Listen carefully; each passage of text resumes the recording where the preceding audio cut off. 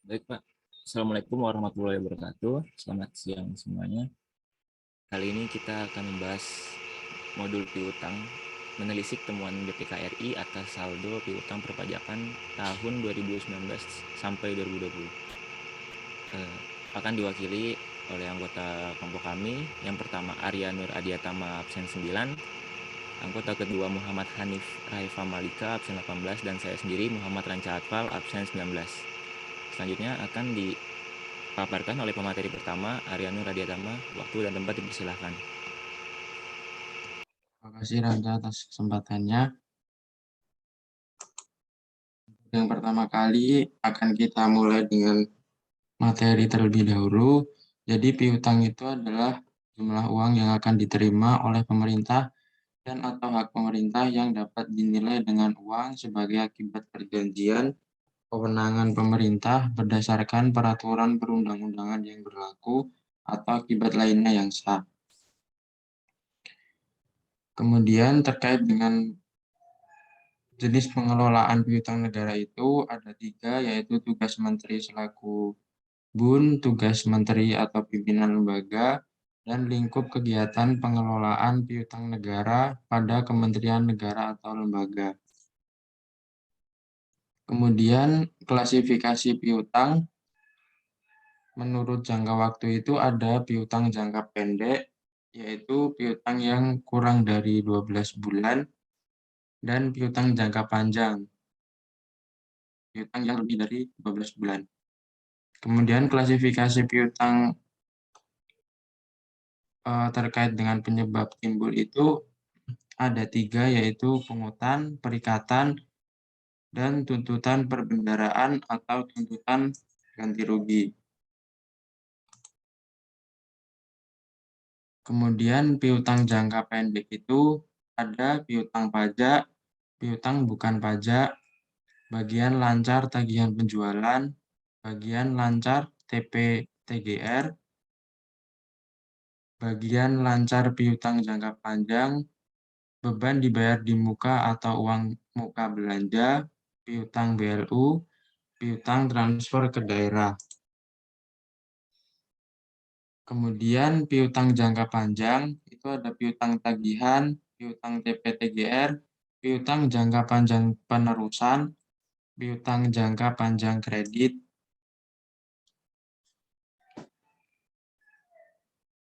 Untuk berikutnya kita akan membahas mengenai temuan BPK atas piutang pajak tahun 2019 dan 2020. Piutang pajak itu piutang yang timbul akibat adanya pendapatan pajak pusat yang diatur dalam peraturan perundang-undangan di bidang perpajakan dan peraturan perundang-undangan di bidang kepabeanan dan cukai yang belum dilunasi sampai dengan batas akhir periode pelaporan keuangan.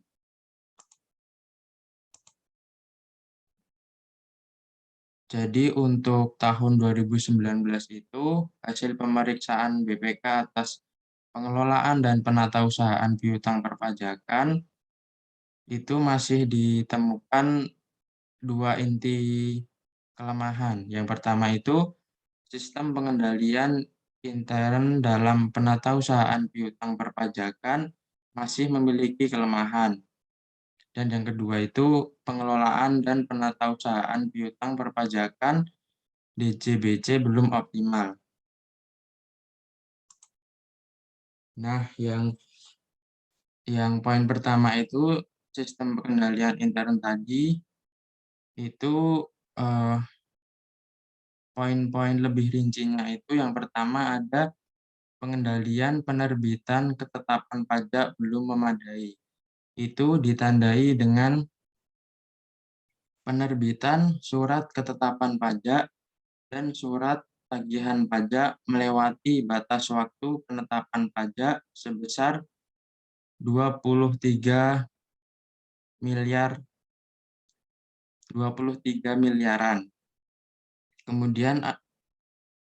Kemudian ditemukan juga surat ketetapan pajak senilai 1,6 miliar pada register surat paksa belum tercatat dalam LP3 tahun 2019. Kemudian ditemukan juga penyajian data ketetapan pajak dalam bentuk transaksi KOHIR terindikasi tidak lengkap atau tidak sesuai. Kemudian ditemukan juga terdapat penerbitan ketetapan pajak yang tidak melalui SIDJP. Untuk yang kedua itu terkait dengan sistem pengendalian intern yang masih lemah, ditemukan penyajian informasi daluarsa dan penangguh daluarsa piutang pajak belum memadai. Itu ditandai dengan piutang pajak senilai 6 sekian miliar atas 406 surat tagihan pajak bunga penagihan tidak teridentifikasi tanggal dan status daluarsanya. Dan juga ditandai dengan temuan penatausahaan ketetapan induk atas surat tagihan pajak, bunga penagihan, dan surat tagihan pajak denda pada DJP belum memadai. Kemudian ditemukan juga administrasi surat paksa dan permohonan angsuran sebagai penangguh daluarsa penagihan piutang pajak pada DJP belum memadai. Kemudian ditemukan juga penggolongan kualitas piutang atas 17 ketetapan pajak tidak memperhatikan kondisi daluarsa penetapan dan daluarsa penagihan. Untuk temuan selanjutnya akan dijelaskan oleh teman saya Hanif. Ya, selanjutnya adalah di sistem pengendalian intern dalam penatausahaan piutang perpajakan masih memiliki kelemahan. Di antaranya adalah SPI atas penatausahaan pengajuan dan putusan dari upaya hukum pada DJP belum memadai. Di sini menemukan penyajian piutang pajak yang telah berkekuatan hukum tetap tidak memadai. Yang kedua, perhitungan penyisihan piutang pajak tidak tertagih, belum sepenuhnya menggunakan tanggal keputusan upaya hukum. Selanjutnya, SPI dalam penatausahaan piutang pajak bumi dan bangunan (PBB) belum memadai. Di sini di laporan BPK menemukan piutang PBB belum menggunakan MPWP sebagai identitas piutang PBB. Yang kedua, identitas piutang tidak lengkap dan tidak valid. Selanjutnya, tahun terkait ketetapan pajak mendahului tahun pajak. Selanjutnya, ketetapan PPB diterbitkan melewati batas waktu penetapan pajak. Ditemukan lagi penatausahaan data upaya hukum PBB di DJP belum memadai. Temuan selanjutnya, terdapat salah klasifikasi jenis pembayaran dalam tabelaris NOP. Selanjutnya, perbedaan pencatatan register SPPT dan atau SKP atau STP dengan tabelaris NOP dan LP3. Selanjutnya, ditemukan terdapat 24 ketetapan piutang PBB selain 68 miliar 4.868.173 belum didukung informasi dokumen sumber. Selanjutnya, ditemukan terdapat selisih pencatatan piutang PBB antara LP3 atau tabelaris NOP dan dokumen sumbernya. Selanjutnya, ditemukan terdapat selisih perhitungan luas bumi dan luas bangunan antara dokumen SPPT dan SPOP. Selanjutnya, pengelolaan dan penatausahaan piutang perpajakan DJBC belum optimal. Nah, di sini ada DJBC belum mengatur dan mengelola secara tertib piutang terus handling RH untuk barang pertahanan dan keamanan yang belum didukung dengan surat keputusan Menteri Keuangan SKMK tentang pembebasan biaya masuk. Ini itu DJBC belum optimal. Selanjutnya di poin DJBC belum menetapkan dokumen terkait impor sementara sebagai dokumen sumber pencatatan utang. Di sini BPK menemukan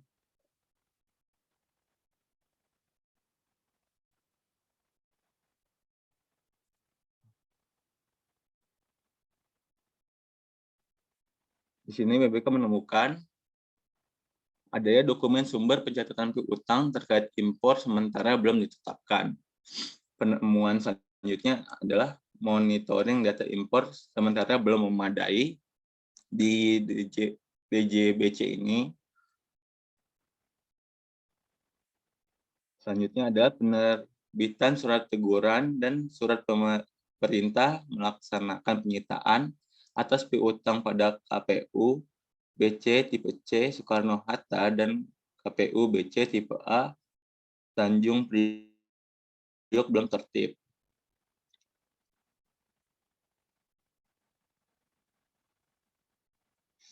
Sudah itu saja. Selanjutnya akan dilanjutkan oleh teman saya, Ranca.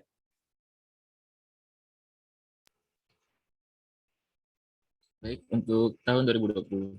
Berdasarkan hasil pemeriksaan atas pelaporan penerimaan dan piutang pajak pada LKPP tahun 2020, diketahui bahwa masih terdapat penyajian dan pengungkapan yang belum informatif, serta belum diatur secara jelas dalam kebijakan akuntansi pemerintah pusat. Antara lain, next. Yang pertama, hak dan kewajiban negara belum disajikan secara lengkap dalam laporan keuangan. Di sini dirinci lagi menjadi 3 poin. Yang pertama, DJP belum menyajikan hak negara dari kekurangan dan keterlambatan penyetoran pajak sebesar 20 triliunan dan sanksi sebesar 1 triliunan serta 8.265.161 US dollar. Yang kedua, poin kedua, DJP belum menyajikan kewajiban yang timbul dari pembayaran di muka atas angsuran PPh pasal 25 tahun 2021 yang diterima pada triwulan 4 tahun 2020 sebesar 428,3 miliar. Poin ketiga, DJP belum menyajikan kewajiban yang timbul dari pembayaran oleh wajib pajak atas ketetapan pajak yang tidak disetujui minimal sebesar 16,16 triliun. Poin selanjutnya, penyajian akun piutang pajak belum sesuai dengan prinsip akuntansi. Di sini dirinci lagi, poin pertama, penyajian piutang pajak yang telah daluarsa dan belum dihapus bukukan belum memadai. Undang-Undang Ketentuan Umum Perpajakan atau KUP mengatur bahwa hak untuk melakukan penagihan pajak termasuk bunga, denda, kenaikan, dan biaya penagihan pajak daluarsa setelah melampaui waktu 5 tahun, terhitung sejak penerbitan surat tagihan pajak, surat ketetapan pajak kurang bayar, serta surat ketetapan pajak kurang bayar tambahan, dan surat keputusan pembetulan, surat keputusan keberatan, putusan banding, serta putusan peninjauan kembali. Poin kedua, yaitu penyajian data ketetapan pajak secara off-balance sheet tidak lengkap. Penyajian piutang pajak pada neraca merupakan piutang pajak atas ketetapan pajak yang telah dan atau masih memiliki hak untuk penagihan, yaitu atas ketetapan pajak yang telah berkekuatan hukum tetap dan belum daluarsa penagihan.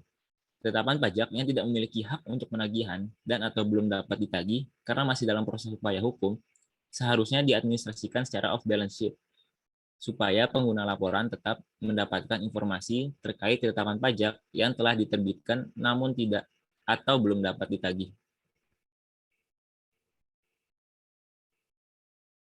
Poin yang selanjutnya, penyajian piutang pajak pada CALK LKPP tahun 2020 belum informatif. CALK ini dimaksudkan agar laporan keuangan dapat dipahami oleh pembaca secara luas, tidak terbatas hanya untuk pembaca tertentu ataupun manajemen interest laporan. Laporan keuangan mungkin mengandung informasi yang dapat mempunyai potensi kesalahpahaman di antara pembacanya. Oleh karena itu, untuk menghindari kesalahpahaman atas sajian laporan keuangan harus dibuat CLK yang berisi informasi untuk memudahkan pengguna dalam memahami laporan keuangan. Informasi yang disajikan tersebut minimal mencakup proses bisnis pembentukan transaksi suatu akun. Nah, hasil analisis CALK LKPP tahun 2020 diketahui bahwa informasi piutang pajak yang disajikan hanya mencakup saldo piutang pajak bruto, nilai penyisihan, dan saldo piutang neto. Informasi tambahan lain berupa rincian piutang per jenis pajak, piutang per satker, Kementerian Keuangan, dan piutang pajak daluarsa pada JP. Penyajian informasi tersebut tidak konsisten dengan penyajian CALK LKPP tahun 2019 yang telah menyajikan secara lengkap proses bisnis transaksi ketetapan pajak sampai dapat diakui sebagai piutang pajak. Yaitu yang pertama saldo piutang pajak bruto, penyisihan dan saldo piutang pajak neto, yang kedua rincian piutang per jenis pajak dan per satker, yang ketiga rincian mutasi piutang pajak yang terdiri dari saldo awal, rincian komponen penambahan piutang pajak, rincian komponen pengurangan piutang pajak, dan saldo akhir piutang pajak. Yang keempat, rincian informasi piutang pajak daluarsa yang mencakup piutang daluarsa tahun sebelumnya. Yang kelima, piutang pajak yang masih dalam sengketa. Yang keenam, ketetapan pajak yang masih dalam proses upaya hukum keberatan, banding, dan peninjauan kembali, dan ketetapan pajak yang telah mempunyai kekuatan hukum namun belum dapat diakui sebagai piutang pajak karena belum diterbitkannya SP2B atau SP2PK. Sekian presentasi dari kami. Untuk pertanyaan bisa langsung disampaikan secara on.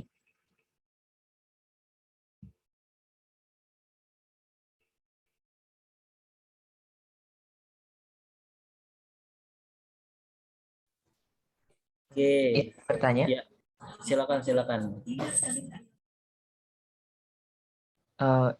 Tadi terkait dengan temuan tahun 2020, yaitu tentang hak dan kewajiban negara yang belum disajikan secara lengkap dalam laporan keuangan itu, apakah ada kebijakan tersendiri dari pemerintah? Terima kasih. Baik, Andi, pertanyaan ditampung dulu ya, Pak. Oke, untuk pertanyaan selanjutnya bisa silakan Saudari Adita. Ya, bagaimana solusi terkait pengendalian penerbitan ketetapan pajak yang belum memadai dalam hal penerbitan SKP dan STP yang melewati batas waktu penetapan pajak? Terima kasih. Ya, untuk pertanyaan selanjutnya silakan disampaikan. Izin bertanya. Silakan Saudara Hilmi. Ya, tadi kan di slide itu dikatakan kalau sistem pengendalian intern dalam penatausahaan piutang perpajakan itu masih memiliki kelemahan. Nah, untuk saat ini bagaimana kebijakan pemerintah dalam menangani hal tersebut? Apakah sudah dibuat suatu sistem atau aturan yang berguna untuk meminimalisir hal tersebut? Terima kasih. Ya, izin ya Pak, sebentar mau diskusi dulu Pak.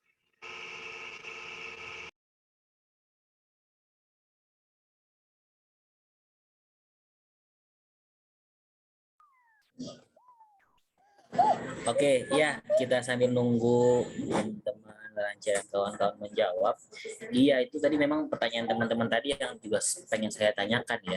Ketika teman-teman melihat temuan di tahun 2019-2020 terkait dengan perpajakan ini, apa yang teman-teman bisa ambil?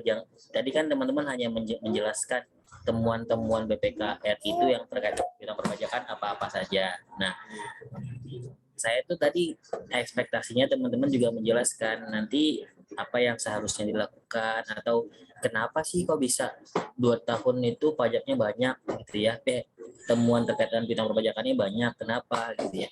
Kemudian kira-kira solusi-solusi apa yang bisa muncul terjadi ketika ada piutang perpajakan, supaya nanti di LK 2021 nih, sekarang kan lagi kita siap-siap menyusun laporan keuangan 2021 nih, nggak terulang lagi gitu terkait dengan piutang perpajakan, nggak muncul lagi atau bahkan nilainya nggak banyak gitu ya.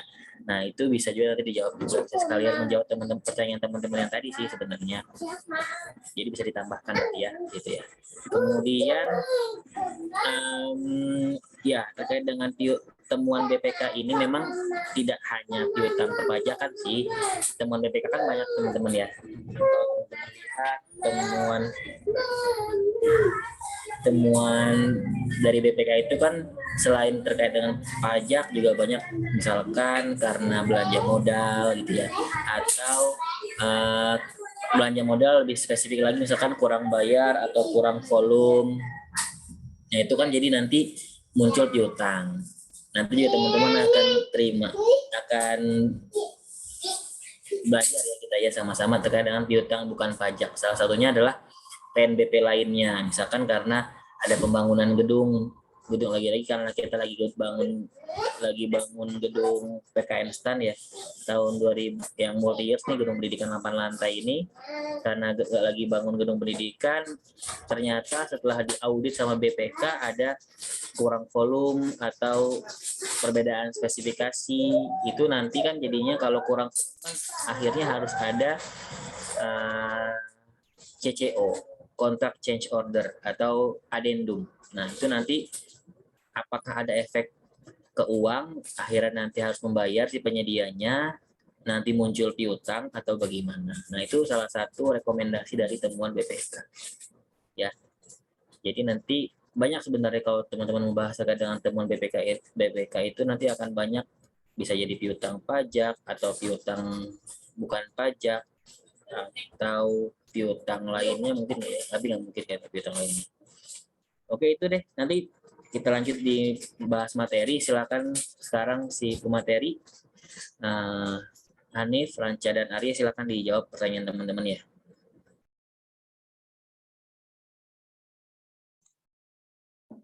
Baik Pak, saya izin menjawab pertanyaannya Hilmi tadi.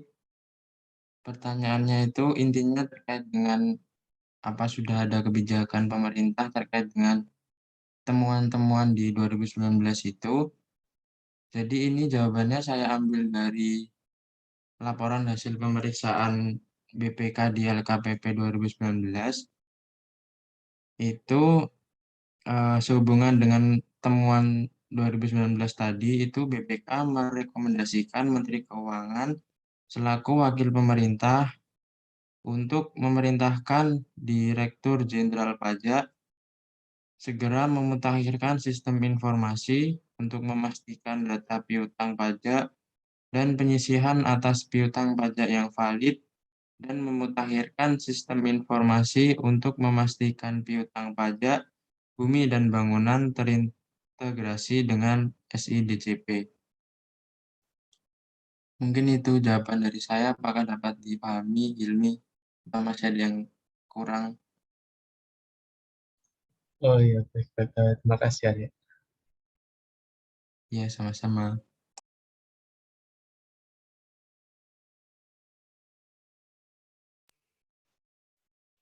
Izin Pak, izin mau menjawab pertanyaan Andi. Tadi pertanyaan dari saudara Andi yaitu kayak intinya terkait temuan 2020 ada hak dan kewajiban negara belum disajikan secara lengkap. Solusi dan kebijakan dari pemerintah itu seperti apa? Ini saya juga ngambil dari sumber yang sama Pak, dari laporan hasil pemeriksaan LKPP tahun 2020. Di sini dijelaskan BPK RI merekomendasikan Menteri Keuangan agar memerintahkan DJP untuk segera menindaklanjuti rekomendasi BPK LHP terdahulu, yaitu menyempurnakan informasi pemungut pajak dalam SSP dan menyediakan menu penginputan data pemungut dalam aplikasi MPN. Yang kedua, menyinkronkan antara data PPN yang dipungut oleh pemungut PPN dengan data pembayaran PPN. Yang ketiga, segera menyelesaikan dan menetapkan regulasi terkait saat penerbitan STP atas pembayaran pajak yang melewati jatuh tempo, sehingga pemerintah dapat segera mengakui haknya dari denda atau bunga per 31 Desember. Dan yang terakhir, itu merumuskan IKU terkait penerbitan STP dengan memperhatikan potensi penagihan pokok pajak dan denda atau sanksi administrasi yang seharusnya. Itu apa sudah jelas, Saudara Andi?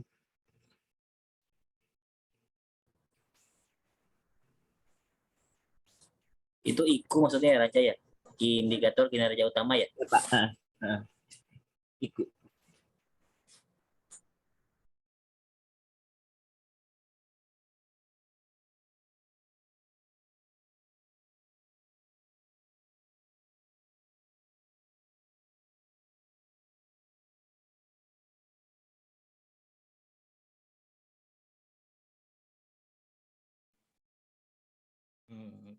Selanjutnya itu ada pertanyaan Adita. Pertanyaan itu adalah bagaimana solusi dari pengendalian penerbitan ketetapan pajak yang belum memadai dalam hal penerbitan SKP dan STP yang melewati batas waktu penetapan pajak. Nah, kelompok kami menjawab ada 3 jawaban. Yang pertama, membuat ketentuan tentang batasannya. Yang kedua, melakukan pemutakhiran sistem informasinya.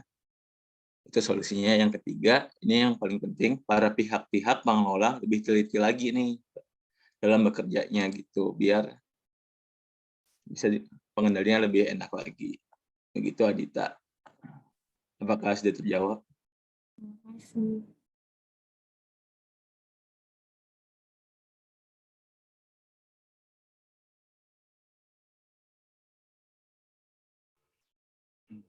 Pak, sekian presentasi dari kami, kurang lebihnya mohon maaf. Assalamualaikum warahmatullahi wabarakatuh. Assalamualaikum warahmatullahi wabarakatuh. Oke, baik. Terima kasih Arya, Hanif, sama Ranca ya. Kita kasih tepuk tangan virtual. Oke, nanti yang tadi jawaban-jawaban tadi ditulis ditambahin di bahan ya. Arya, Ranca, Hanif. Termasuk tadi yang pertanyaan jawaban terakhir tuh yang kira-kira apa yang bisa dilakukan untuk mengurangi atau meminimalisir kemungkinan temuan-temuan yang terjadi. Oke, kita lanjut ya. Kita lanjut ke modul. Hari ini kita bahas modul piutang. Teman-teman udah pada pegang kan ya materinya, dan kurang lebih tidak terlalu berbeda dengan materi semester kemarin, tapi paling hanya ada update beberapa peraturan-peraturan ya, kayak contohnya ada peraturan terkait dengan penyisian piutang tak tertagih, sekarang sudah ada tahun 2019, ada update-nya dan seterusnya. Nanti saya share. Oke, saya mau share screen dulu.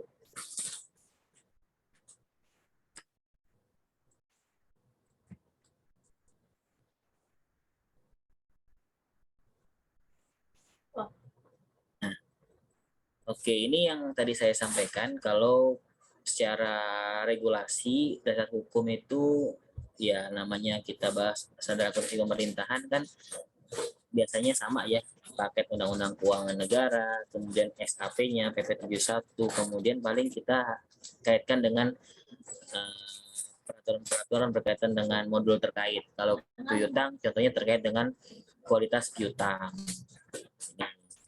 PMK 69, kemudian di sini ada update-nya PMK 207, kemudian kalau pengurusan piutang negara PMK 240, yang lebih update adalah pengelolaan piutang negara PMK 163 2020. Nah, kalau kita mau bahas terkait dengan pengelolaan piutang, ini yang akan banyak kita gunakan teman-teman. PMK 163 tahun 2020. Ya, nanti kita banyak bahas terkait dengan itu. Oke, kemudian kalau pengertian piutang itu sendiri kan teman-teman anak akuntansi tingkat 3 lagi kan. Tingkat 3 kan harus sudah paham tuh piutang itu apa, utang itu apa gitu ya. Yang pasti kalau piutang kan kita kayak orang kaya gitu ya. Kita punya hak yang akan kita terima di masa yang akan datang. Misalkan kita kayak minjemin duit ke orang lain, kita punya piutang tuh. Nanti di beberapa masa yang akan datang kita akan dibayar sama si debitur. Debitur ya, yang minjem uang ke kita namanya debitur. Sementara yang kalau kita sebagai yang berhutang, kreditur. Nah, kalau ini piutang adalah uang yang akan diterima oleh pemerintah atau hak pemerintah. Jadi kalau kita berbicara sistem akrual itu kan walaupun belum terima uang, tapi sudah menjadi hak kita akui sebagai piutang. Tapi tentunya harus dapat dinilai dengan uang. Misalkan karena perjanjian, karena ada peraturan perundang-undangan yang berlaku, atau akibat lainnya yang sah. Misalkan kayak tadi ada temuan yang rekomendasinya adalah si debitur harus membayar sejumlah uang tertentu. Nah, itu nanti akan menjadi piutang. Piutang bukan pajak misalkan gitu.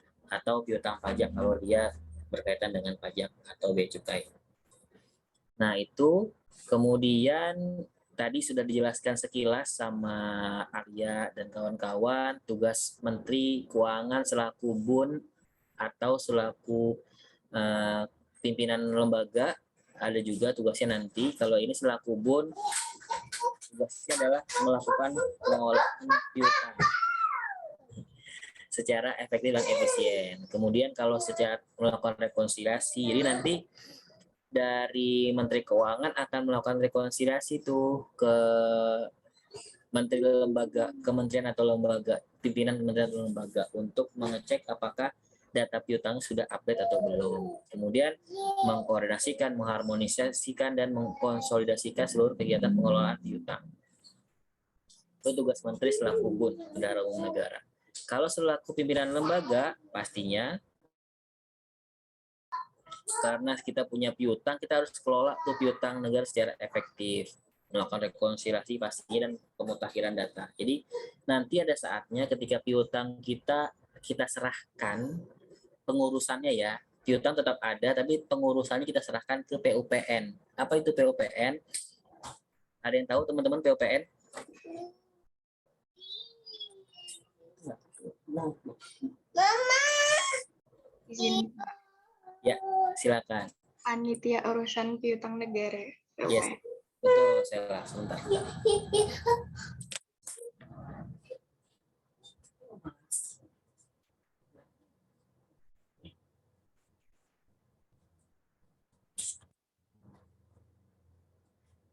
Ya, betul.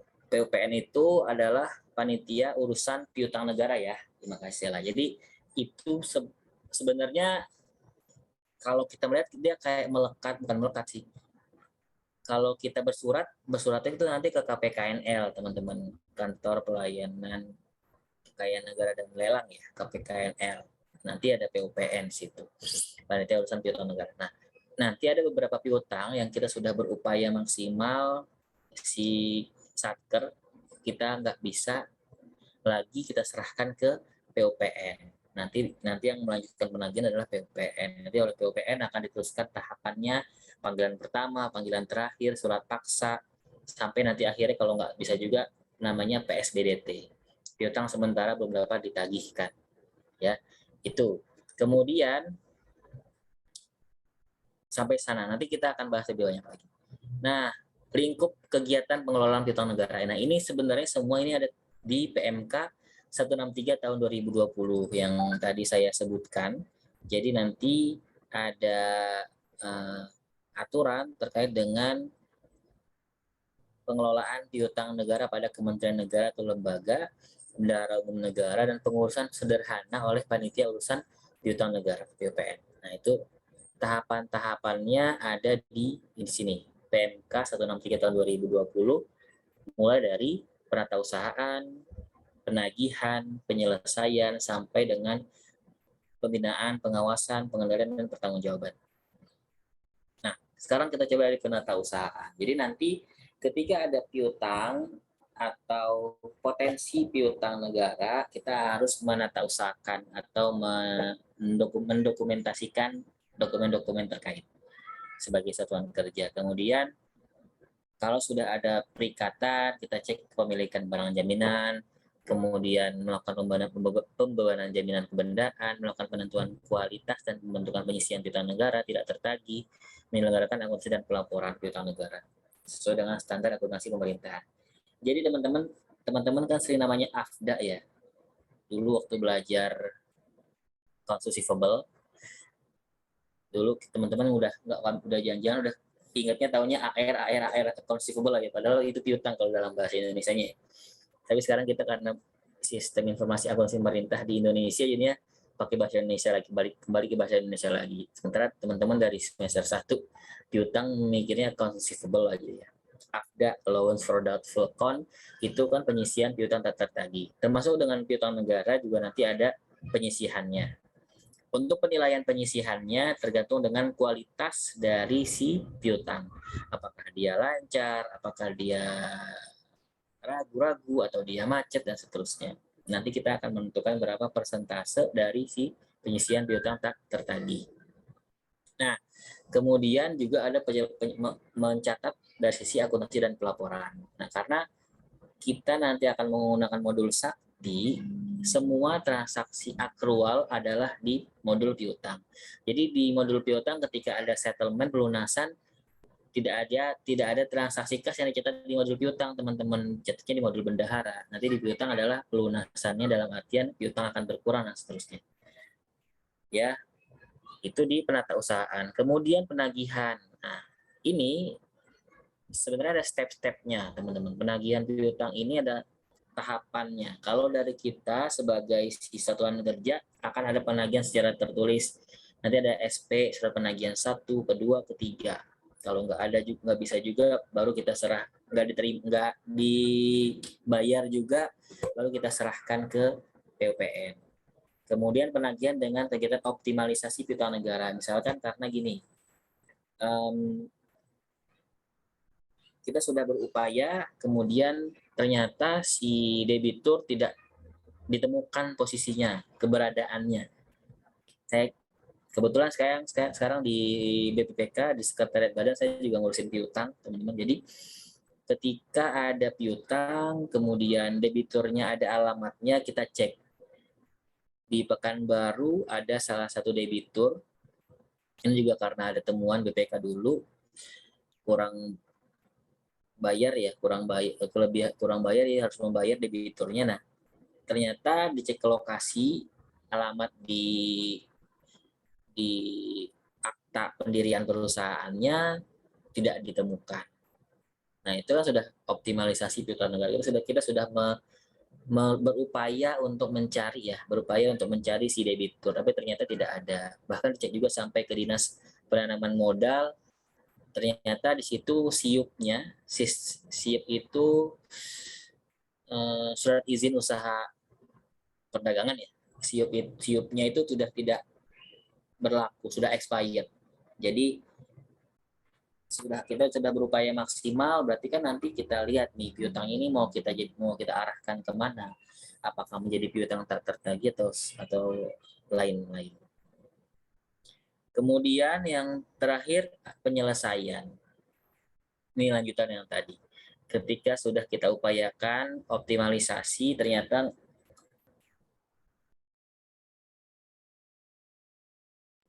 ada banyak hal. Misalkan ternyata lunas, bisa alhamdulillah berarti sudah dilunasi, penghapusan atau pembatalan pengakuan piutang negara melalui koreksi pencatatan.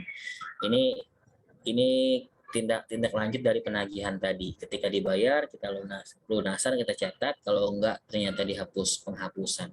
Nah, di tahun 2021 tahun lalu, kayak baru kemarin ya, tahun lalu itu ada kebijakan dari Kementerian Keuangan yang namanya crash program piutang.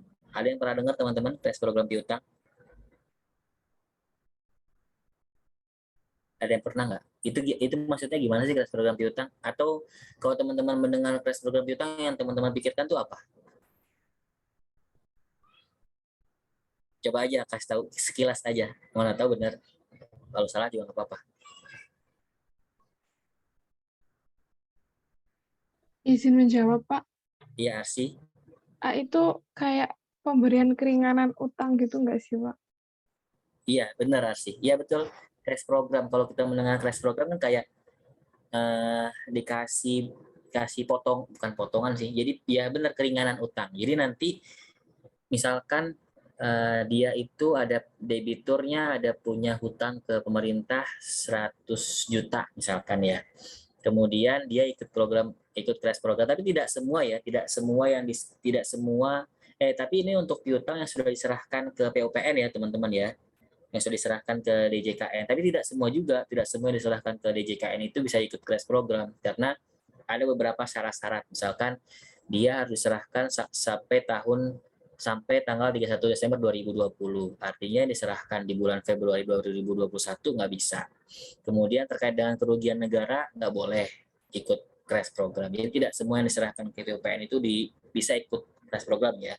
Nah, kemudian ketika dia ikut crash program itu, misalnya tadi dia punya debitur 100 juta dan dia memenuhi syarat untuk ikut crash program, bisa jadi yang dia bayar setorkan ke kas negara tidak 100 juta. Misalkan karena dia dibayarnya bulan Februari atau Maret ada potongan 70%, jadi 30 juta aja.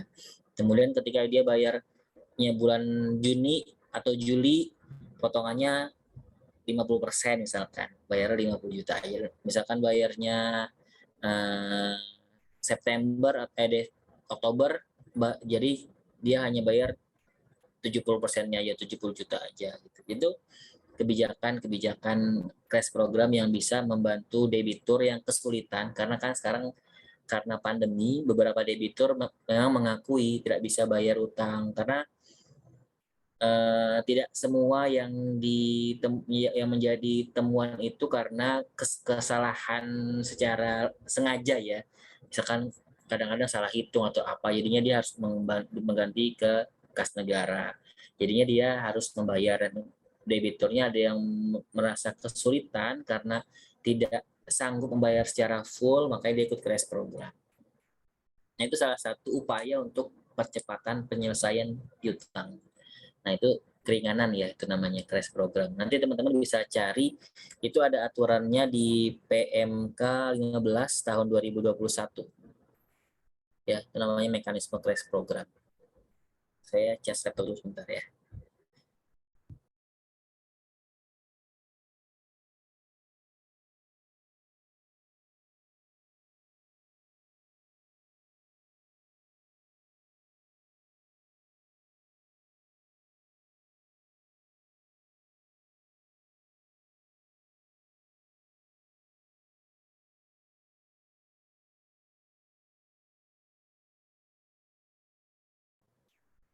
Oke, kita lanjut. Nah, setelah itu udah kita tata usahakan, kita tagih, kita pelunasan, kemudian ada pembinaan, pengawasan, dan pengendalian, dan pertanggungjawaban. Jadi seluruh menteri atau pimpinan lembaga dan BUN juga termasuk melakukan pembinaan, pengawasan, pengendalian, dan pertanggungjawaban pengelolaan piutang negara. Intinya apa? Untuk memastikan apakah semua sudah sesuai dengan peraturan perundang-undangan, tujuan kebijakan pengelolaan piutang sudah tercapai atau belum, kemudian sudah disetor, kemudian dokumen-dokumen lengkap atau tidak, dilaporkan secara tepat waktu atau tidak, dan kualitasnya dan data-datanya sudah tepat atau belum. Nah, itu harus dilakukan pembinaan, pengawasan, pengendalian, dan pertanggungjawaban. Nah, ini beberapa istilah-istilah di piutang yang teman-teman harus perhatikan juga terkait dengan contohnya nih. Pertama, kualitas piutang ini semacam hampiran, atau ini bahasa peraturannya ya, hampiran atas ketertagihan piutang yang diukur berdasarkan kepatuhan membayar kewajiban oleh debitur. Ini yang tadi saya bilang ada lancar, macet gitu-gitu ya, itu kualitas piutang. Kalau bahasanya adalah hampiran atas ketertagihan. Saya juga sebenarnya hampiran apa gitu ya, kayak semacam ya kualitas mungkin ya bahas artinya, hampiran atas ketertagihan piutang. Kemudian penyisian piutang tak tertagih, teman-teman sudah tahu, cadangan yang harus dialokasikan dibentuk sebesar persentase tertentu berdasarkan kualitas piutang tadi. Kemudian piutang jangka pendek teman-teman sudah paham, kurang dari 12 bulan, piutang jangka panjang lebih dari 12 bulan. Ini sebenarnya bahasa-bahasa yang sudah teman-teman dengar. Yang paling baru paling kualitas piutang ya. Oke, kemudian klasifikasi piutang. Tadi ada kualitas dan seterusnya. Sekarang ada klasifikasi piutang. Bisa dibagi menjadi dua. Tadi juga dijelaskan sama Ari dan kawan-kawan, ada berdasarkan jangka waktu sama penyebab timbul. Kalau jangka waktu pasti dia jangka pendek, jangka panjang ya. Kemudian kalau penyebab timbul, dia bisa karena pungutan, karena perikatan, atau karena satu lagi adalah TP, TGR, tuntutan perbendaharaan, tuntutan ganti rugi. Nah, ini sebenarnya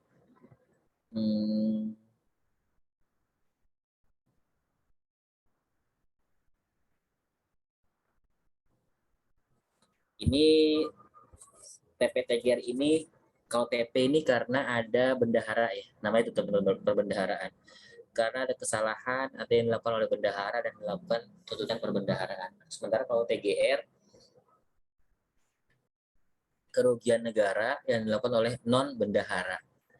Ini TGR ini contohnya misalkan kita ada kehilangan BMN, ya, kehilangan barang milik negara, atau kalau misalkan kita sebagai lulusan STAN, ini contohnya adalah ganti rugi karena tidak menyelesaikan ikatan dinas, ya. Ini yang mungkin ada gitu ya, karena beberapa ada yang resign atau mengundurkan diri sebelum menyelesaikan kewajiban ikatan dinas. Nah, itu sisanya harus melakukan ganti rugi. Ganti rugi ini nanti istilahnya menjadi TGR, ya. Jadi teman-teman, ini juga diperhatikan teman-teman ketika teman-teman sudah penempatan kerja dimanapun berada, ya, itu ditekankan kembali ya. Teman-teman kan nanti akan ditempatkan insya Allah ketika lulus selesai, akan ditempatkan di mana saja. Jadi dimanapun teman-teman ditempatkan, silahkan ditunaikan kewajibannya. Karena teman-teman sudah berjanji ya, di awal kuliah di STAN dulu akan ditempatkan di mana saja. Di mana saja asal dekat rumah gitu ya. Atau di mana saja asal sesuai keinginan. Ya, doanya gitu ya. Tapi kita lihat nanti mana yang terbaik ya. Karena kalau melihat dari trennya sekarang ini, penempatan sudah semakin banyak variasinya ya. Jadi teman-teman harus siap. Oke. Dengan segala konsekuensinya. Ketika teman-teman yang perempuan apalagi harus ke daerah, harus jauh dari keluarga, harus siap. Kalau yang laki-laki juga harus siap juga pastinya. Dan biasanya kalau yang laki-laki lebih siap mental, kalau yang perempuan kadang-kadang kaget. Makanya cari suami yang di pusat gitu ya. Oke, itu kemudian kita lanjut ke slide berikutnya. Ini dia, kita akan bahas piutang jangka pendek. Dan ini macam-macam piutang jangka pendek. Contohnya adalah piutang pajak, piutang bukan pajak, bagian lancar. Ini kayak current portion. Kalau teman-teman dulu belajar piutang, kan ada long term, piutang jangka panjang. Saya lupa long term receivable ya. Saya lupa namanya. Piutang jangka panjang kan ada bagian lancar. Jadi kayak yang harus dilunaskan setahun ke depan. Misalkan kita punya piutang selama 5 tahun. Nah, nanti current portion-nya itu, bagian lancarnya itu berapa yang akan dibayar tahun depan. Itu ya. Atau tahun ini. Nah, itu namanya bagian lancar tagihan penjualan angsuran atau TPR. Saya jadi lupa. Nah, itu jadi kayak yang namanya piutang jangka pendek kan, yang harus dilunasi kurang dari 12 bulan. Nanti ada lagi bagian lancar TPTGR, bagian lancar piutang jangka panjang, beban dibayar di muka, uang muka belanja, piutang BLU, piutang transfer ke daerah. Ini contoh piutang jangka pendek. Sementara ini penjelasannya, teman-teman silakan baca sendiri. Piutang pajak pastinya karena ada pendapatan pajak karena perundang-undangan di bidang perpajakan dan di bidang pembayaran dan cukai yang belum dilunasi sampai dengan batas akhir periode pelaporan keuangan. Piutang bukan pajak bisa karena penerimaan sumber daya alam, pendapatan laba BUMN, pendapatan PNBP lainnya. Ini yang pendapatan PNBP lainnya nih yang menjadi yang malah justru bisa lebih banyak ya. Misalkan karena temuan BPK tadi dan seterusnya. Kemudian bagian lancar TPA, tagihan penjualan angsuran ya, bukan tempat pendidikan akurat teman-teman ya. Atau tempat pembuangan akhir. Itu TPA juga kadang-kadang dibilang tempat pembuangan akhir. Jadi itu tagihan penjualan angsuran.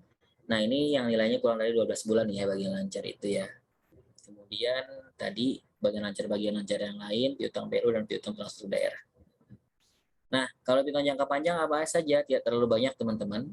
Tadi piutang TPA, kadang biasanya tagihan penjualan angsuran itu sifatnya long term, jadi lebih dari 1 tahun. Makanya dia dimasukkan ke piutang jangka panjang, termasuk piutang TGR. Piutang TGR itu paling lama adalah 2 tahun, teman-teman. Jadi dikasih kesempatan untuk melunasi selama 2 tahun. Ketika teman-teman resign dan mengundurkan diri, dikasih kesempatan untuk melunasi selama 2 tahun. Ketika sampai 2 tahun tidak selesai, nanti baru kita serahkan ke POPN untuk diurus oleh POPN.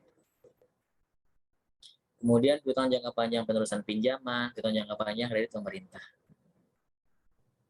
Nah, ini dari sisi akuntansinya, nah seperti biasa, yang namanya kita belajar sistem informasi akuntansi pemerintah, kita lihat aspek akuntansinya. Nanti kita akan melihat dari sisi kapan kita akui, nilainya berapa, kemudian berapa penyisihannya. Kalau yang pengakuannya tadi, kita kan sekarang sistemnya akrual ya. Kalau akrual kan dia saat timbul hak tagih.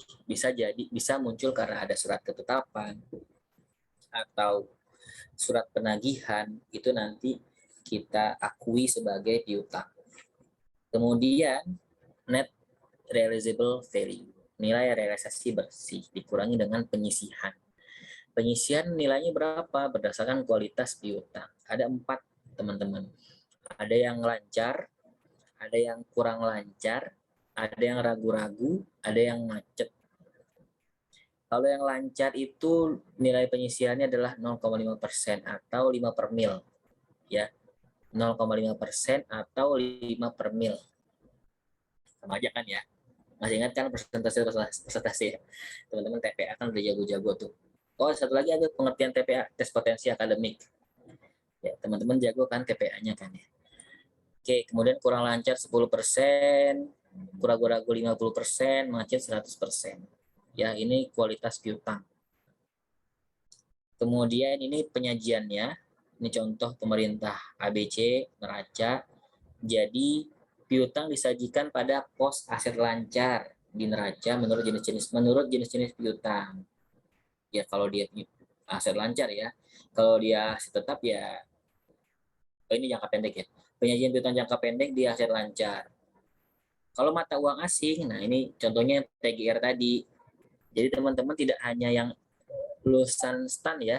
Kalau teman-teman yang kuliah nanti lanjut S2 di luar misalkan ya, amin. Kalau teman-teman lanjut S2 di luar, ketika teman-teman balik dan tidak menyelesaikan kewajiban, jadi kalau teman-teman nanti kuliah dibayarkan oleh negara atau tugas belajar istilahnya, itu juga harus punya kewajiban teman-teman, menyelesaikan kewajiban ikatan dinasnya. Ternyata ketika nanti teman-teman kuliah di luar, kemudian teman-teman ternyata ada jodoh orang luar nggak balik-balik misalkan ya, teman-teman lagi kuliah di Eropa ketemu orang Turki gitu ya, kemudian nikah sama orang sana, tinggal di sana, itu kan nanti nggak balik-balik, kita harus bayar ganti rugi. Nilai mata uangnya kan kalau di Eropa euro misalkan, itu nanti harus menyesuaikan kurs. Misalkan di 31 Desember kita harus menyesuaikan kurs dari kurs tengah bank sentral pada tanggal pelaporan. Tapi itu jangan diikuti ya teman-teman, jangan ada maksudnya ya, ketika kuliah di luar negeri dibayarin mahal-mahal, karena dihitung ternyata kalau di total-total bisa miliaran teman-teman. Saya juga jadi nggak enak sendiri gitu ya, ternyata saya kuliah di luar dibayarin sampai miliaran kalau di total-total. Tapi kan jadi terus mikir ngapain aja ya di sini, maksudnya setelah lulus saya ngapain nih bantuin apa nih biar nggak sia-sia yang dibayar oleh negara gitu. Termasuk teman-teman juga sih kuliah di STAN juga kan dibayarin negara, jadi jangan disia-siakan. Nanti ketika kerja sebaik-baiknya. Kemudian poin yang ketiga, penyisian piutang tak tertagih disajikan sendiri. Jadi nanti dia ada bagian tersendiri teman-teman, pengisian piutang tak tertagihnya ini sendiri nih, sebagai pengurang atas jumlah keseluruhan piutang ini. Ya, itu piutang jangka pendeknya. Kemudian yang piutang jangka panjangnya ini penjelasan ya. Oh, nanti jangan lupa diungkapkan di caleg CALK, catatan atas laporan keuangan. Jadi paling tidak di kalau di satuan kerja terkecil biasanya ada 4 laporan keuangan yang teman-teman perhatikan. Misalkan laporan realisasi anggaran, 1. Kedua, laporan operasional atau laporan laba rugi kalau kita nyebutnya di konvensional. Yang ketiga ada neraca. Yang keempat adalah caleg, catatan atas laporan keuangan. Nggak enak banget, CALK. Ya, catatan atas laporan keuangan. Nah, pengungkapan apa saja yang perlu oleh piutang jangka pendek? Ini kita belum masuk ke modul piutang sakti loh. Nanti deh saya percepat.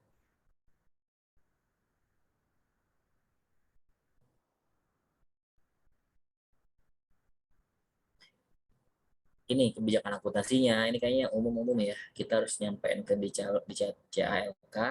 rincian jenis-jenisnya, perhitungan pengisian piutang tertagih, kualitasnya, kemudian penjelasan atas penyelesaian piutang, apakah masih diupayakan oleh satuan kerja atau sudah diserahkan ke PUPN, barang jaminan bila ada, informasi tentang piutang pajak, penjelasan atas penyelesaian piutang tindakan penagihan, khususnya untuk wajib pajak dengan piutang pajak yang signifikan dan material.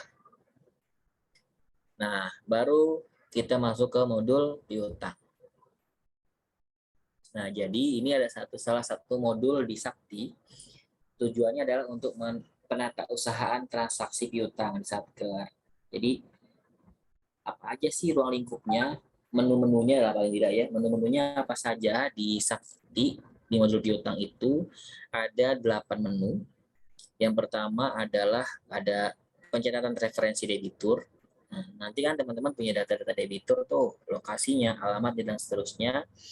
Kemudian pencatatan saldo awal piutang. Nah, ini untuk satker baru yang menggunakan Sakti, misalkan tahun ini 2022 seluruh kementerian lembaga akan menggunakan Sakti. Nah, nanti pencatatan piutangnya di saldo awal piutang. Piutang-piutang yang lama ya. Nah, kalau ada piutang baru, dicatat di pencatatan piutang baru. Pelunasan di settlement, kemudian penyisian piutang yang dilakukan setiap semester, penyisian piutang, pencatatan surat penagihan, pencatatan koreksi, kalau ada koreksi dan pelimpahan ke PUPN. Ini untuk yang diserahkan ke PUPN, Panitia Urusan Piutang Negara. Outputnya apa? Nanti ada kartu piutang, kartu penyisian piutang tertagih, rekapitulasi piutang yang sudah lunas, laporan piutang jatuh tempo, dan rekapitulasi TKTM. Transfer keluar, transfer masuk. Nah, ini secara umum terkait dengan modul piutang di Sakti. Oke, ini alurnya. Jadi teman-teman nanti punya dokumen piutang. Ketika ada informasi piutang, ada dokumennya. Nanti kita catat di referensi debitur, catat piutangnya. Nanti oleh GL dan pelaporan ada informasinya untuk data piutang. Kemudian kalau ada setoran-setoran juga ada diserahkan ke GL dan pelaporan, akan diupdate ke data piutang. Soal peringatan juga diupdate ke data piutang, nanti ada laporan piutang dan penyisihan.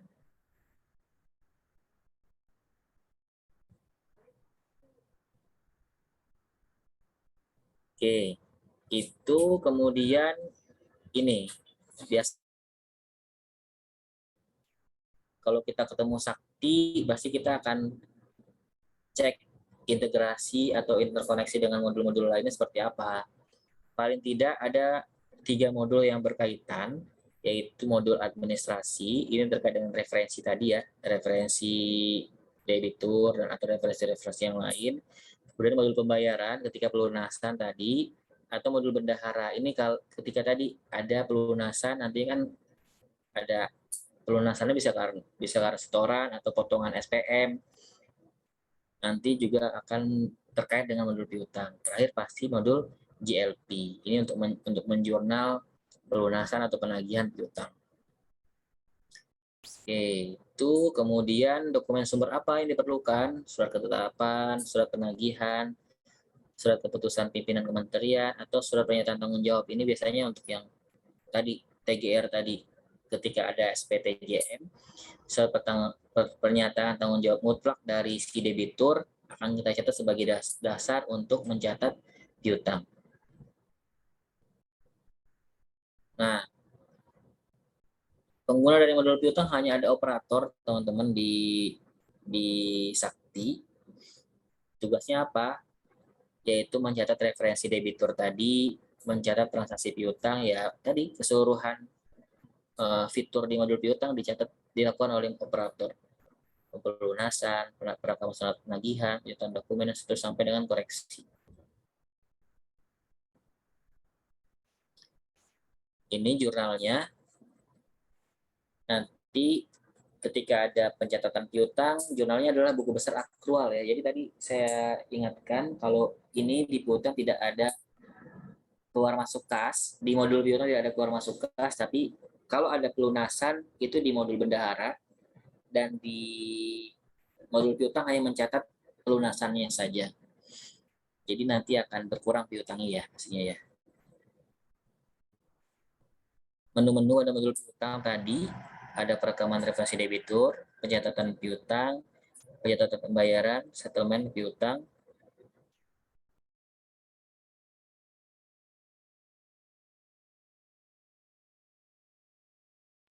ada koreksi, restrukturisasi piutang, surat peringatan, penyisian piutang, TKPM, transfer keluar, transfer masuk, penghapusan piutang sampai tutup buku. Jadi nanti ketika mau penyusunan laporan keuangan, semua modul termasuk modul piutang harus ditutup. Baru nanti akan bisa dilanjutkan oleh modul GLP.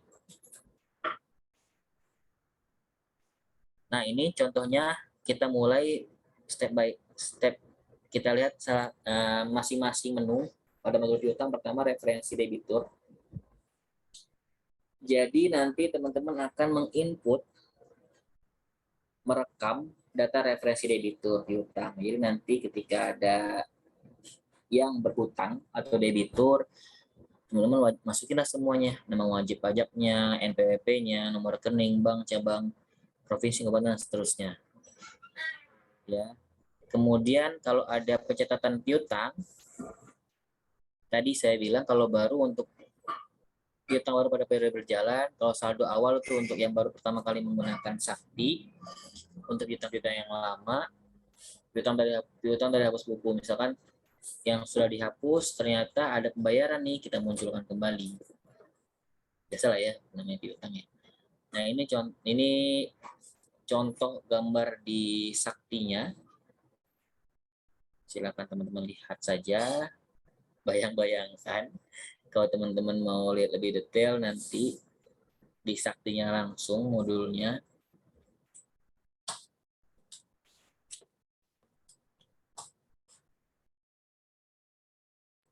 Oke, kemudian ini jurnalnya. Ini jurnal aktual atas pencatatan piutang atau tagihan. Yang pertama, misalkan karena ada piutang baru dari putusan TGR, PNS, dan bendahara. Ini contohnya tadi nih, karena ada yang mengundurkan diri. Nilainya 50 juta. Jurnalnya ini. Debitnya langsung akunnya adalah 152111 piutang ini ya. Kemudian kreditnya apa? Kemudian mencatat piutang tahun sebelumnya yang belum dilaporkan melalui menu pencatatan saldo awal. Ini baru menggunakan sakti nih biasanya nih. Statusnya kurang lancar, ada penyisihan 10% kalau kurang lancar. Jadi nanti ada mencatat penyisihan piutang tak tertagih. Kemudian mencatat penerimaan piutang yang telah dihapus bukukan. Nih. Sudah dihapus, ternyata ada lagi, berarti kita munculkan lagi itu piutangnya. Nah, ini jurnal-jurnalnya. Ini teman-teman lihat dulu aja lah ya, jurnal-jurnalnya. Kemudian di menu yang ketiga adalah pembayaran. Ini terdapat 3 menu transaksi yang digunakan untuk mencatat pembayaran piutang. Yang pertama bisa karena SBS, yang kedua surat setoran bukan pajak, SSBP non SBS, yang ketiga adalah via potongan SPM. Jadi kadang ada debitur yang masih menjadi rekanan, kemudian masih ada kegiatan yang dilakukan, atau bahkan debiturnya itu adalah pegawai, nanti langsung dipotong SPM, misalkan karena gaji, langsung potong gaji SPM-nya, gitu ya. Ini kalau yang settlement ini setoran pembayaran melalui bendahara, yang sudah dicatat pada menu bendahara pada menu mencatat uang masuk bendahara. Nah, kalau yang non SPS pada menu UP, TOP, PNBP. UP uang persediaan, TOP tambahan uang persediaan ya. Jadi jangan lupa saat melakukan settlement harus memilih nomor piutang yang dijadikan dasar pembayaran. Selanjutnya memilih data setoran yang dijadikan dasar pembayaran piutangnya lalu isikan nilainya. Sama kalau yang potongan SPM juga memperhatikan nomor piutang ya. Kemudian memilih data potongan SPM yang sudah menjadi SV2D tentunya, atau data upload yang digunakan untuk sebagai pembayar piutang. Ya. Kemudian yang keempat adalah koreksi piutang. Ini untuk apa? Mencatat perbaikan atau kesalahan pencatatan piutang yang telah tutup buku atau sudah ada transaksi lanjutannya, atau melakukan koreksi nilai mata uang, atau menambahkan nilai piutang pada tahun berjalan. Seperti biasa, kita harus memilih nomor piutangnya dulu, kemudian isikan nilai koreksi piutang dengan isian nilai piutang yang seharusnya ya, bukan selisihnya. Misalkan 1 juta ternyata seharusnya 800.000, yang di jurnal adalah 800.000, yang diisikan adalah 800.000, bukan 200.000 misalkan. Tapi nanti muncul jurnalnya ini sesuai dengan nilai piutang yang berkurang atau bertambah ya. Oke, restrukturisasi piutang ini untuk mencatat perubahan status piutang dengan cara restrukturisasi. Tadi kan kualitas piutang ada 4 ya, apakah dia dari lancar, kurang lancar, atau dari ragu-ragu menjadi macet, atau dari macet menjadi kurang lancar misalkan gitu ya, karena mau dibayar. Itu bisa kita restrukturisasi. Surat peringatan ini SP1, SP2, SP3. Kapan saja? SP1 paling lambat 30 hari setelah tanggal jatuh tempo. Itu kita anggap kurang lancar. SP2 30 hari setelah SP1, ragu-ragu. SP3 30 hari setelah SP2, macet. Kemudian pengisian piutang. Biasa ya teman-teman ya. Melakukan pengisian minimal harus sudah tutup buku sampai dengan bulan sebelum periode semesteran. Ingat ya, kalau pengisian piutang itu adalah semesteran. Karena ada beberapa jurnal penyesuaian di pemerintahan yang tidak dilakukan secara semesteran. Contohnya apa ya? Saya lupa. Nah, pokoknya ada tidak semua jurnal penyesuaian di pemerintah itu dilakukan selama semesteran. Oke, ini berdasarkan kualitas piutang ya, pengisian piutang, jurnalnya adalah sama, beban pengisian piutang pada akumulasi pengisian piutang. Ini sudah normal, jurnal aktual yang sudah teman-teman dengar, sudah teman-teman pahami harusnya ya. Oke, kemudian TKTM, transfer keluar, transfer masuk.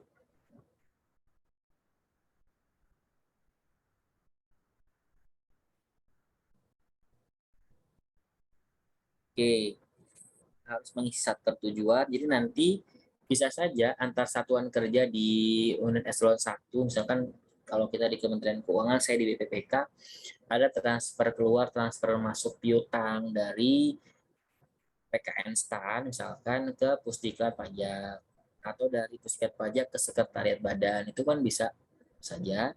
Kemudian nanti ada transfer keluar, transfer masuk. Sama halnya dengan aset tetap sama persediaan, teman-teman. Aset tetap lah, aset tetap itu kan ada transfer keluar, transfer masuk ya. Jadi nanti ada transfer dari kita ke satuan kerja lain di unit eselon 1 yang sama, itu perlu namanya ada penyesuaian proses transfer. Nah, ini prosesnya. Nanti jurnal satker pemberi nanti akan ada transfer keluar pada piutang, termasuk penyisian juga ditransfer ya, jangan piutang doang. Satker penerima nanti akan ada piutang pada transfer masuk, jurnal penyisiannya transfer masuk pada akumulasi penyisian piutang. Terakhir adalah kedua terakhir adalah penghapusan piutang. Ini hapus buku atau hapus tagih. Mencatat penghapusan piutang dengan syarat: pertama, piutang macet, belum ada pembayarannya; kedua, piutang yang sudah mendapatkan SP3, surat peringatan ketiga, dan belum ada lanjutan transaksi pembayarannya. Terdapat 2 status buku hapus, yaitu hapus buku sama hapus tagih. Tapi hapus tagih harus didahului dulu dengan hapus buku. Jurnalnya tadi akumulasi pengisian piutang pada ekuitas, kemudian ekuitas pada piutang. Sebenarnya sih intinya menghapus akumulasi pengisian piutang tetap lagi sama menghapus piutang ya, tapi melalui ekuitas.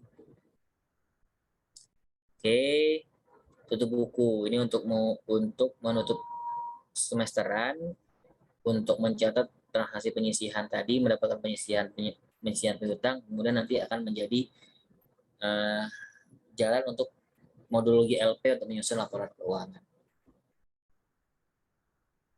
Nah, ini laporan piutang pada sakti, ada rekap piutang yang sudah lunas, laporan, kemudian ada kartu buku piutang, kartu penyisihan piutang tertagih, rekapitulasi TKTM, rekonsiliasi piutang GLP, piutang jatuh tempo.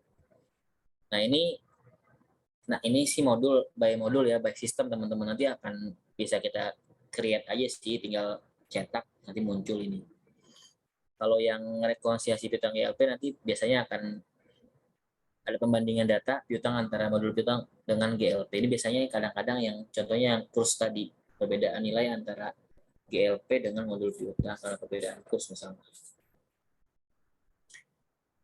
Hal yang perlu diperhatikan, bagian lancar piutang. Modul piutang tidak mencatat bagian lancar piutang jangka panjang, tapi ini info di grup, memang tahun 2021 belum ada itu bagian lancar untuk piutang jangka panjang, tapi di modul saktinya ya. Tapi kalau sekarang ini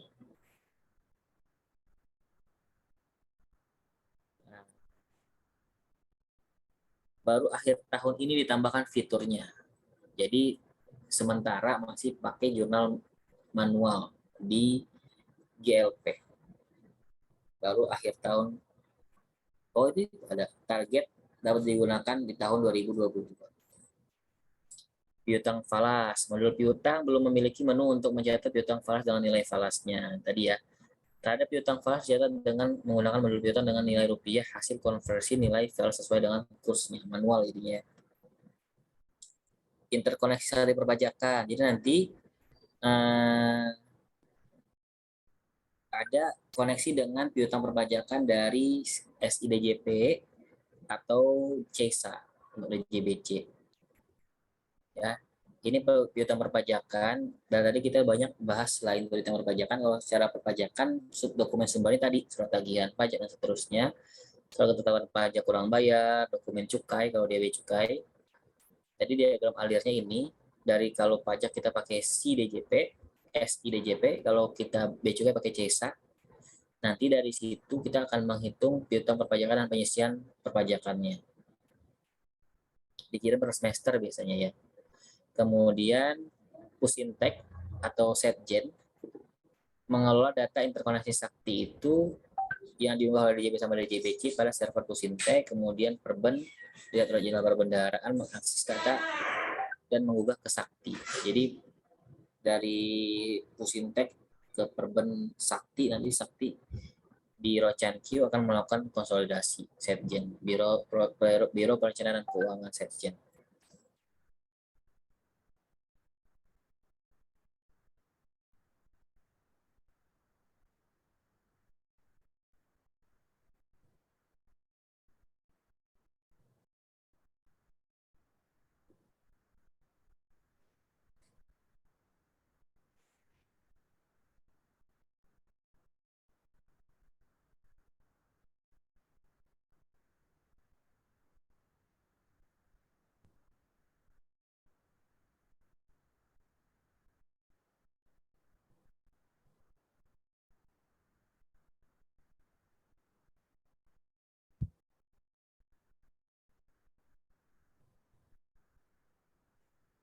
Oke, mohon maaf. Nah, ini seperti biasa, di akhir modul ada resiko-resiko yang mungkin muncul terjadi, misalkan karena ada integritas penguasaan data, kemudian pembatasan akses pada data induk, kemudian kehilangan kerusakan data, pengendaliannya backup pastinya, menerapkan DRP yang biasa kita bahas ketika akhir-akhir modul, disaster recovery plan, piutang tidak tertagih. Nah, ini biasanya salah satu resiko yang sangat mungkin terjadi adalah adanya piutang tidak tertagih. Caranya gimana pengendaliannya? Prosedur penatausahaan, kemudian prosedur penghapusan piutang. Jadi nanti kita akan melakukan konfirmasi atau konfirmasi lah ya, konfirmasi ke debitur atau ke POPN kalau sudah diserahkan ke POPN bagaimana perkembangan dari piutang.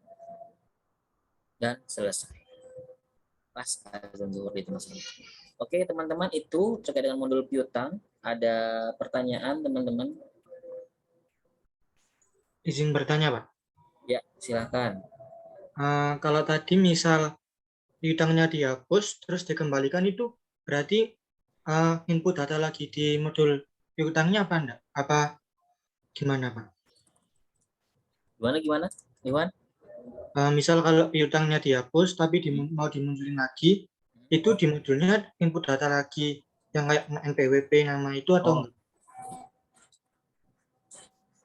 Saya sebenarnya belum megang modul piutang ya, tapi kalau melihat dari kalau referensi itu kan ada terus ya. Kayak kita input referensi, ketika kemudian kita sudah terlanjur hapus, ternyata ada lagi tuh kita input. Kayaknya tinggal mencatat aja, Iwan, menjurnal aja seperti biasa. Dan biasanya sudah ada tuh data si debiturnya. Jadi tinggal mencatat kembali piutang yang sudah dihapus tadi, dan kemudian kalau dilunasi ya tinggal di jurnal lagi untuk pelunasannya. Berarti nggak perlu diinput gitu, Pak ya? Diinput lagi. Debiturnya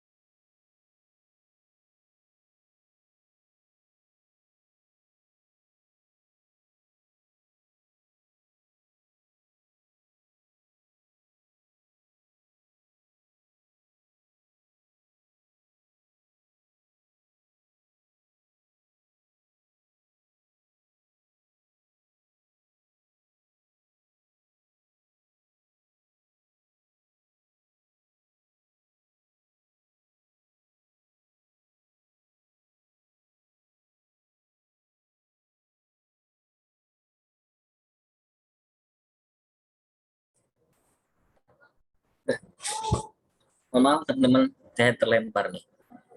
Iwan, gimana? Tadi kurang lebih kayak gitu ya?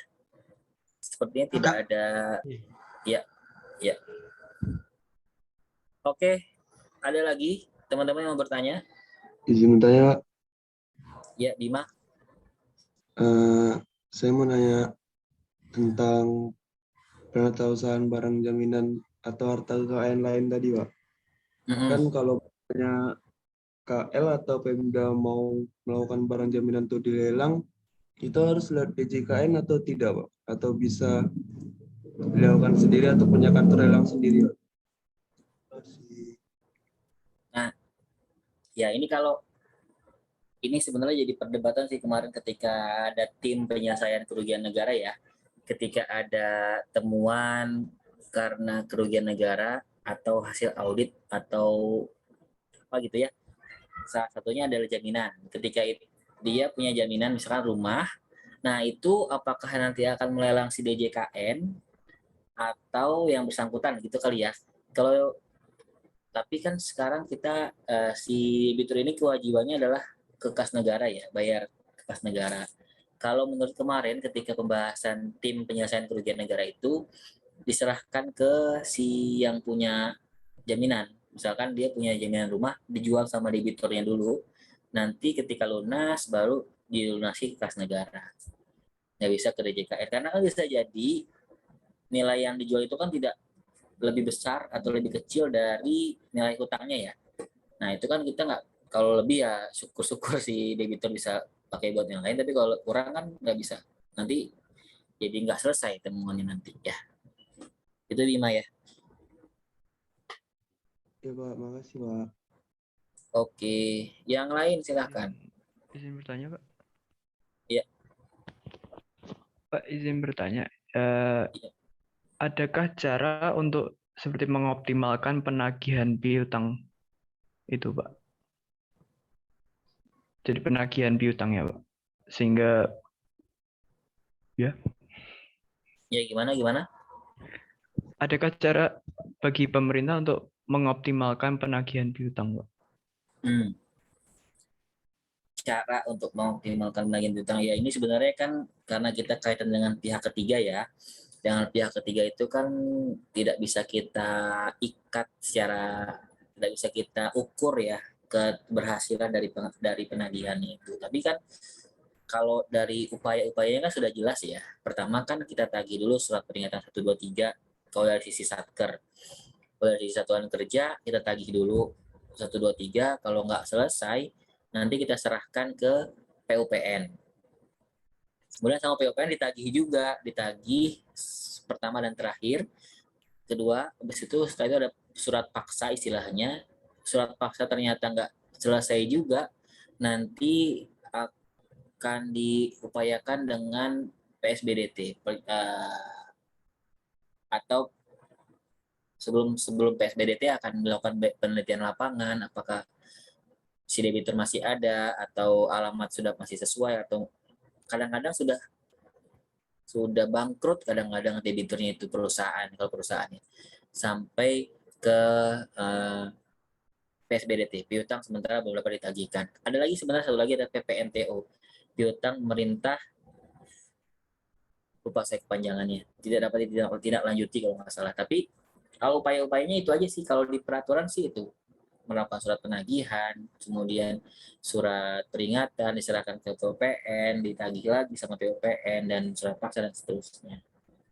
Memang kalau untuk menjamin selesai atau dilunasi atau tidak ya nggak bisa juga, karena kan itu pihak ketiga dan kita nggak bisa menjamin juga mereka akan segera melunasi atau tidak. Begitu, Caleb Rezon. Baik, terima kasih, Pak. Oke. Sudah jam 12 ini, teman-teman mau ngerjain latihan kan? Udah nggak sabar kan? Kita latihan G-form seperti biasa, 30 menit. Nanti kalau mau ada diskusi lagi, kita boleh lanjutkan di 12.40 ya. 12.40 kita akan lanjutkan diskusi kita, kalau ada yang mau didiskusikan sampai jam 1. Oke, saya share linknya dulu.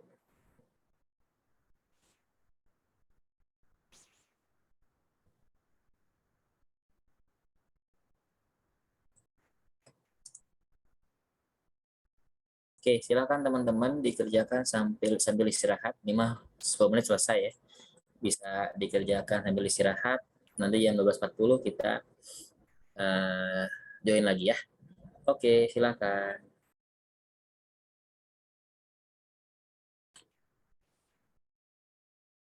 Baik, teman-teman, selamat siang.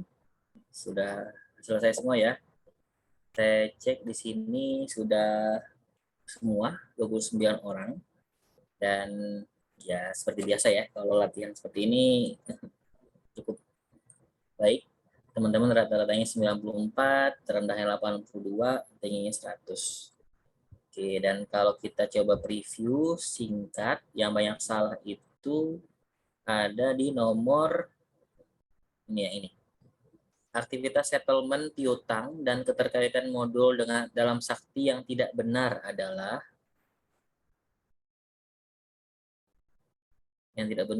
yang kedua ya. Mencatat pembayaran piutang yang berasal dari potongan SPM,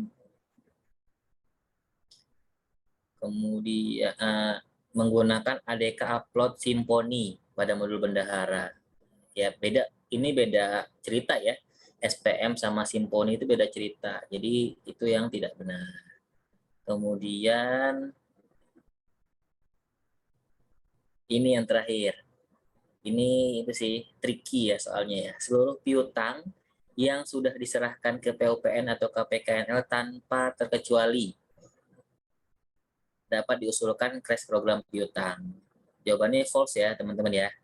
Karena kan tidak semua bisa diserahkan diusulkan crash program. Yang tidak bisa itu yang diserahkannya tahun 2021 atau yang terkait dengan kerugian negara itu nggak bisa. nggak boleh kita usulkan crash program.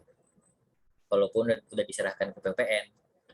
Ya, itu teman-teman kira-kira yang banyak salah. Kalau tadi kira saya yang 5 per mil nggak ada yang ngeh, disangkanya 5. Kalau untuk yang lancar penyisiannya 5 per mil ya. Kalau di tadi kan 0,5% ya, sama aja kan 0,5% sama dengan 5 per mil. Oke, kita lanjut tadi. Kalau ada pertanyaan teman-teman terkait dengan modul piutang, disilahkan. Ada yang mau ditanyakan? Izin Pak, Iya, Alwan. ini Pak terkait kalau piutangnya macet gitu Pak. Nah terus barang jaminannya itu dilelang gitu atau gimana ya Pak? Tadi udah ditanya sama siapa ya kira teman-teman yang lain sebenarnya. Tadi kalau piutang macet, kalau ada barang jaminan dijual sendiri Alwan sama yang punya jaminan sama debiturnya. Nanti kalau sudah selesai, kalau udah dibayar atau laku, ya dibayar, diserahkan ke debitur kas negara. Cuma masalahnya tadi ya, ketika macet ternyata debiturnya nggak ketemu, sementara jaminannya masih dipegang kita. Diapain nih? Nah itu ntar kita tanya aja ke PUPN ya. Saya juga kurang paham kalau kasus seperti itu ya. Kalau yang tapi barang jaminan itu kan nggak dikasih ke kita nggak ya? Saya lupa. Kayaknya enggak ya, cuman dikasih namanya jaminan dikasih ke kita ya. Ya pokoknya kalau ada jaminan dan piutangnya macet dan tidak, berarti kan nanti si debitur yang akan menjual ya. Akan menjual, kemudian ketika dapat lunas, di laku gitu, atau apalah gitu ya, mendapatkan cash disetorkan kas negara. Gitu ya. Baik Pak, terima kasih Pak. Oke, yang lain? Izin bertanya Pak. Ya, Adri.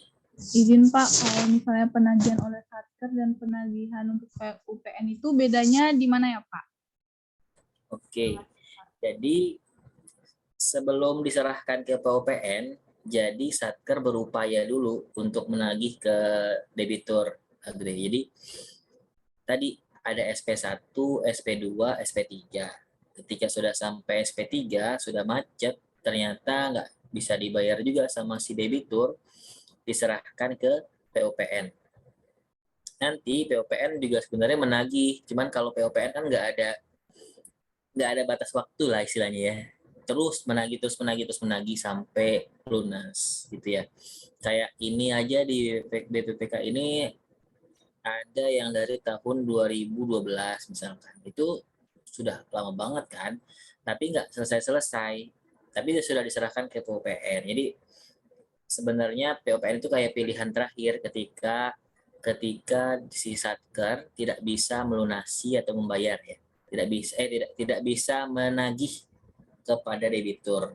Artinya sudah berupaya maksimal tapi tidak dilunasi atau tidak ada etiket baik dari debitur untuk melunasi, sehingga diserahkan ke PUPN. Baru selanjutnya penagihannya diserahkan ke PUPN. Itu Agri. Izin bertanya Pak. Baik Pak, terima kasih Pak. Ya, Azam.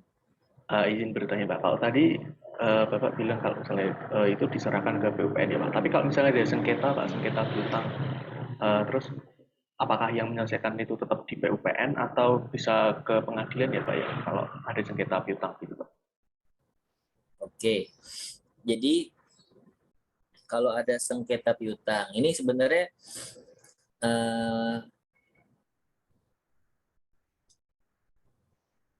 banyak macamnya sih Azam. Misalkan kayak ada piutang terkait dengan kerugian negara. Nanti sebenarnya ada namanya majelis. Majelis itu yang menentukan apakah dia harus bayar atau dianggap selesai atau gimana gitu ya. Nah, itu yang harus dicek lagi. Sebentar saya ada paket bentar ya.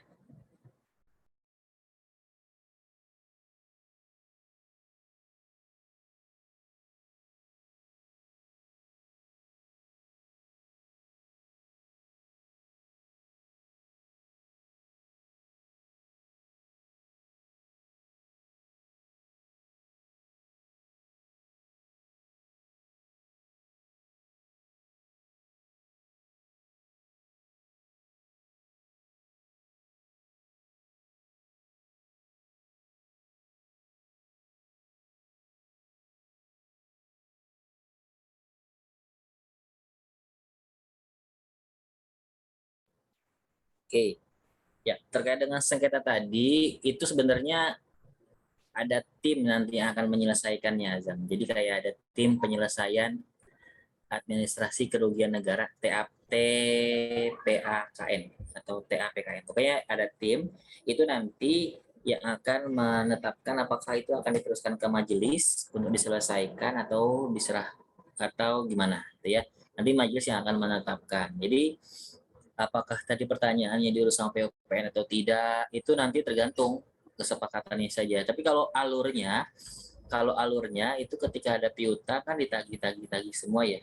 Ditagih, ketika tidak bisa baru ke PUPN. Dan yang diserahkan ke PUPN juga tidak bisa semua, Zam. Ada beberapa piutang yang tidak bisa diserahkan ke PUPN. Misalkan kayak yang nilainya di bawah 8 juta kalau nggak salah ya. Di bawah 8 juta itu nggak bisa tuh diserahkan ke PUPN. Itu harus dikelola sendiri sama si Satker. Kalau nggak bisa, nanti larinya ke PPNTO. Sebentar, saya lagi nyari PPNTO itu panjangannya apa ya?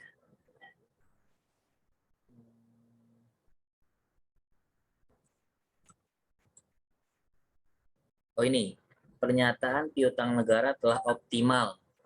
Ini jadi kalau nilai piutangnya di bawah 8 juta dan Satker nggak bisa menyelesaikan, sudah berupaya semaksimal mungkin, nggak kelar-kelar gitu, nanti kita ditetapkan sebagai PPNTO. Nanti muaranya akan dihapus itu piutang. Gitu, Azam ya. Tapi bisa nggak sih Pak negara gitu menuntut ke pengadilan Pak?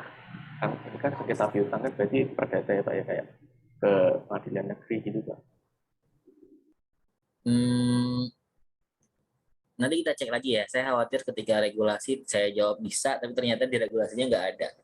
Tapi bisa jadi sih kalau secara logika bisa aja kalau ada sengketa itu kan bisa nanti ke pengadilan ya. Ketika si debitur nggak bisa lunas, terus bersikukuh nggak bisa bayar, ya sampai di peradilan bisa juga. Tapi kalau secara aturan saya belum melihat sih, Azam. Nanti perlu dicek lagi nih peraturannya, regulasinya. Khawatir nanti bilang boleh, ternyata di regulasinya nggak boleh. Itu ya, Azam ya. Baik Pak, terima kasih Pak. Oke. Yang lain, satu lagi deh, kalau nggak ada. Izin bertanya, Pak. Satu lagi ya, silakan. Romiza. Itu Pak nanti kalau piutang macet itu apakah nanti masih disajikan di neraca atau gimana Pak?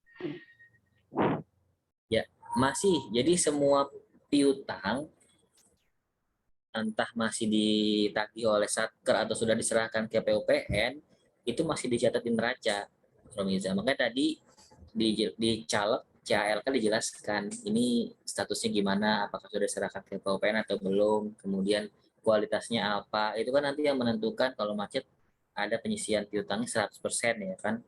Nah itu nanti yang tetap diungkapkan di neraca. Jadi jangan pikir sudah diserahkan ke PUPN udah kelar nih urusan nih, udah nggak ada lagi piutang di kita. Tetap ada, cuma memang penagihannya saja pindah. Baik, terima kasih Pak. Oke, teman-teman. Kalau ada lagi pertanyaan? Nggak ada? Ya udah. Jadi kemarin si Arsi udah ngasih kelompok ya, udah ngasih kelompok. Berarti pekan depan teman-teman sudah deadline untuk kelompok yang video ya. Yang video mudah-mudahan sih udah kelar nih. Mudah-mudahan udah kelar, kan udah KTTA, udah proposal udah selesai pekan ini ya. Jadi tinggal videonya di pekan depan dikumpulkan, linknya silahkan linknya di-share ke saya. Kemudian pekan kita bahas utang kan ya, bahas utang. Nanti boleh deh kita lihat videonya 1 atau 2 gitu ya. 1 atau 2 yang teman-teman kreasikan. Tapi saya sih expect-nya sih teman-teman pada jago-jago nih bikin video-video kayak gitu. Kemudian di pertemuan ke-13 pekan depannya lagi kita kuis ya.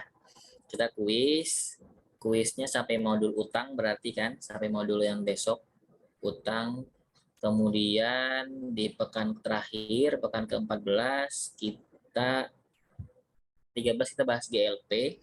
Pekan ke-14 teman-teman akan mengumpulkan ini ya, tugas karya tulis. Tugas karya tulisnya, kemudian teman-teman juga kita lihat hasil kuis yang di pekan 13. Kalau misalkan belum maksimal, saya coba siapkan kuis terakhir, kuis ketiga ya. Jadi nanti kita coba lihat situasi. Kalau saya lihat di daftar nilai sementara.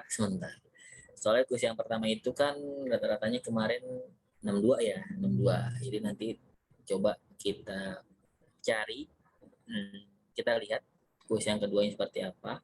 Yang jelas kalau modelnya kayaknya masih sama kayak kemarin, Google Form teman-teman. Silakan diisi Google Form-nya dan persiapkan materi-materi dari pertemuan ke berapa tuh? 8 ya. 8 sampai 9, 10, 11, 12-nya. Kemudian tinggal ya jangan, sekali lagi teman-teman jangan plek baca modul tapi juga dipahami ya, karena ada beberapa informasi yang nggak ada di modul, termasuk materi-materi yang teman-teman kelompok lain presentasikan itu juga disarikan yang bisa diambil ya. Kadang-kadang itu bisa jadi bahan juga buat kuis.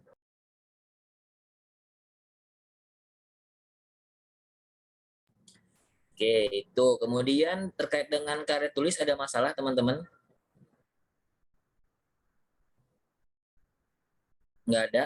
Oke, ini kayaknya udah pada selesai jangan-jangan ya. Tinggal submit doang ya.